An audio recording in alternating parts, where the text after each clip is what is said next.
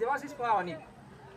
আমি দেখুন চলে এসেছি সম্পূর্ণ একটা অসাধারণ ভিউ এর জায়গা।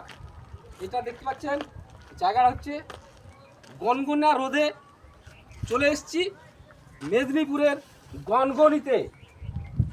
এই জায়গাটা দেখুন, এটা হচ্ছে আপনার যেটা মালভূমি বটে, সেই মালভূমির যে অংশগুলো মাটিটা এটা দেখছেন জলও হয়েছে, কিন্তু আপনারা এই উপরের যেটা দেখতে পাচ্ছেন সেটা দেখলে বুঝতে পারবেন ওটা কিন্তু জলের দ্বারা ক্ষয় হয়নি, এটা ক্ষয় হয়েছে এটার যে উঁচু অংশটা, পাশে আছে নদী, যে ঝোড়ো বাতাস বয় সেই বাতাসটা এসে যখন এখানে ধাক্কা লাগে আপনারা ওই যে সামনের যে টিলাটা দেখতে পাচ্ছেন ওটা কিন্তু ক্ষয়ে ক্ষয়ে দেখুন সরু হয়ে গেছে, একবারে পেন্সিলের আকৃতির মতো হয়ে গেছে। মানে এটা বায়ু দ্বারা ক্ষয়কার্য হওয়ার ফলে এই অংশটা গঠিত হয়েছে। তো আপনাদের কেমন লাগছে এই গনগনি জায়গাটা?